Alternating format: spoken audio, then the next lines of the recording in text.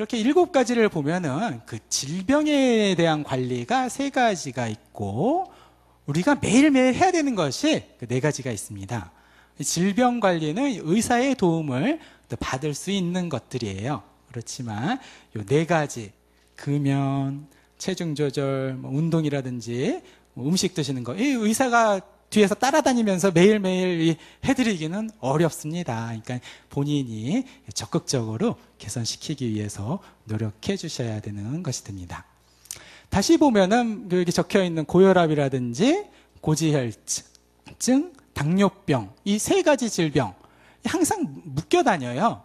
왜 그런가 이렇게 보시면은 앞서도 잠깐 말씀드렸던 이 대사증후군에 다 해당되는 사항이기 때문에 그렇습니다. 이 대사증후군은 당장의 질병이라든지 아니면 질병 전 단계를 이렇게 묶어 놓은 집합제입니다. 그래서 이것을 만든 이유는 좀 더 빨리 질병 전 단계에서 질병으로 넘어가는 것을 예방하자라는 목적이 있습니다. 그래서 앞서도 보셨지만 허리둘레라든지 콜레스테롤이 2가지 들어가 있고요. 혈압이나 혈당에 대한 앞서 말씀드렸던 그 내용들이 다 포함되어 있고 여기에 해당된다면 좀 더 이제 적극적으로 관리를 하실 필요가 있는 분이 되겠습니다. 바로 이러한 그 질병, 대사증후군, 고혈압, 당뇨병, 고지혈증 묶여 다니는데 그 나타나는 기전이 어느 정도 이제 동일하기 때문에 그렇습니다. 그런 것이 바로 이 인슐린 저항성이라는 요것에서부터 생긴다. 이렇게 되어 있는데 조금 어려운 말일 수 있으신데요. 이 저항성이라는 것은 뭔가가 이렇게 발생이 잘 안 된다는 거죠. 이렇게 좀 막아서 이렇게 뭔가 하려고 해도 잘 일어나지 않는 것이 되는데 인슐린이 작용을 해도 이렇게 그 효과가 좀 떨어진다 이렇게 보시면 되시겠어요. 인슐린이라는 것은 그 췌장에서 이렇게 나와가지고 혈당을 이렇게 조절해주는 역할을 하는 것인데 그런 인슐린의 저항성이 있게 되면 바로 이 고인슐린 혈증이라 그래서 혈액 내에 인슐린 농도가 이렇게 올라가게 됩니다.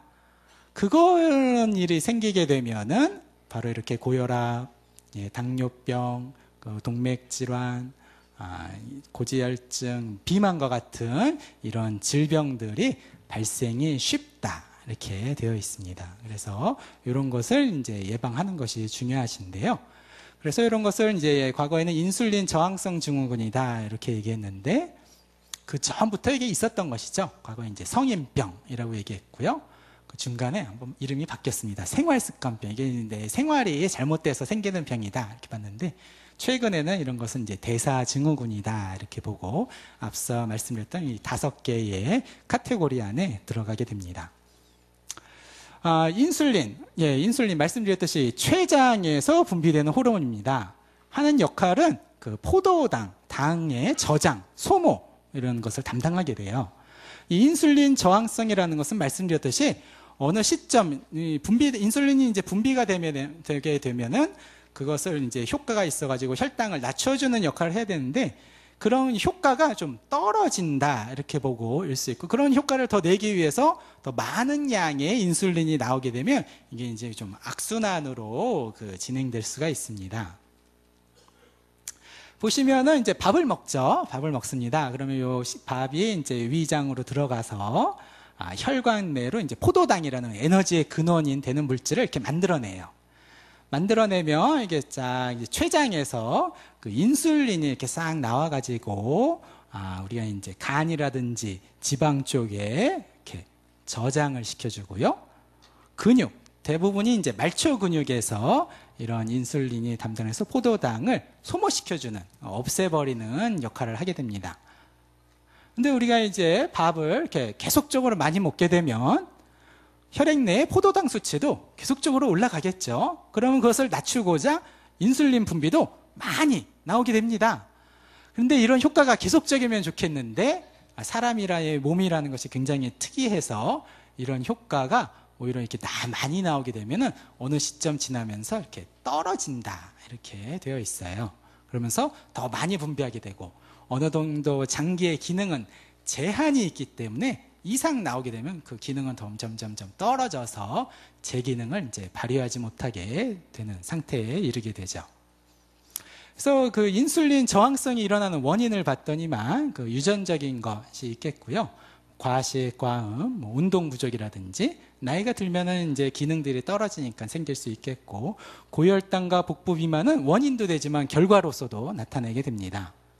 우리가 가장 관심이 많은 것, 조절할 수 있는 것에 관심을 갖게 되는데요. 바로 식사와 운동 관리, 이런 것으로 인해서 생기니까 그런 것을 좀 더 적극적으로 관리하시면 좋아지지 않겠나 이렇게 볼 수 있겠고, 바로 식사 관리와 운동 관리를 통해서 인슐린 저항성을 개선시킬 수 있다고 되어 있습니다.